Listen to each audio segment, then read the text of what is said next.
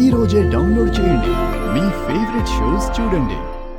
ఇక ఈరోజు మన సూపర్ ఫుడ్ వంటిల్లే వైద్యశాలలో వంకాయ అలాగే మ్యాంగోను ఉపయోగించి పచ్చడి తయారు చేసుకునే విధానం ఏంటో చూద్దాం.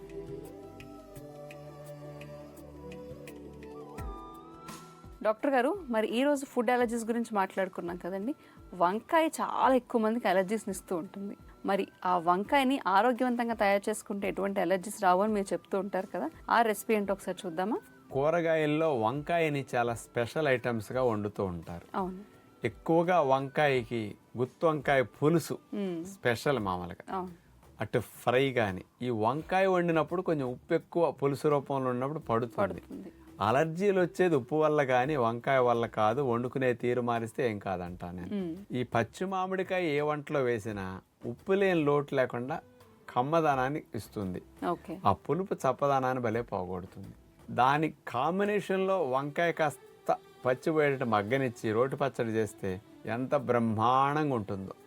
అలర్జీలు రాని విధంగా వంకాయ పచ్చడి టేస్టీగా ఎలా చేయాలో చూడండి.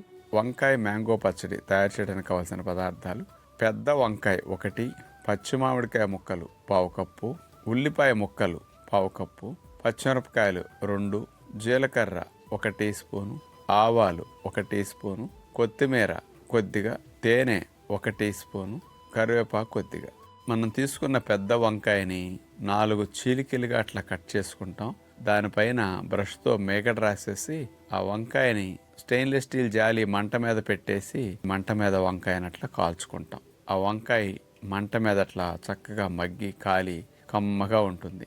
దాన్ని పక్కన పెట్టుకుని కొద్దిగా చల్లారనివ్వాలి. మిక్సీ జార్ తీసుకుని అందులో పచ్చిమిరపకాయ ముక్కలు, పచ్చి మామిడికాయ ముక్కలు, తేనె, ఈ మూడింటిని మూత పెట్టేసి గ్రైండ్ చేస్తాం. మెత్తగా అట్లా గ్రైండ్ అయిన తర్వాత మంట మీద కాల్చిన వంకాయ పైన మాడు ఏదైతే ఉంటుందో ఆ తొక్కని మనం తీసేస్తాం. ఎందుకంటే అది కూడా వేస్తే మరీ వాసన వేరుగా ఉంటుంది. మంట మీద కాల్చిన వంకాయ టేస్ట్ చాలా స్పెషల్గా ఉంటుంది. ఆ వంకాయ చిలికల్ని ఒక బౌల్లో వేసేసి పప్పు గుత్తితో మనం అట్లా చిదిమేస్తాం. ముక్క చెక్కలాగా అట్లా చేసుకోవాలి.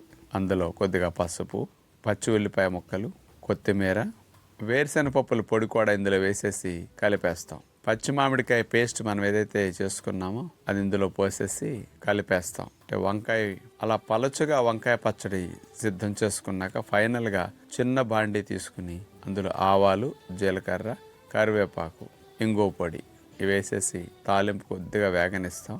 వేగిన తర్వాత అందులో మేగడ వేసేసి వేగిన తాలింపుని పచ్చి మామిడికాయ వంకాయ పచ్చడిలో కలిపేస్తాం. చాలా చాలా టేస్టీగా అందరు ఇష్టపడే విధంగా ఈ రోటి పచ్చడి ఉంటుంది. కాల్చిన వంకాయ స్పెషల్ టేస్ట్తో బ్రహ్మాండంగా ఉంటుంది. ట్రై చేసి చూడండి.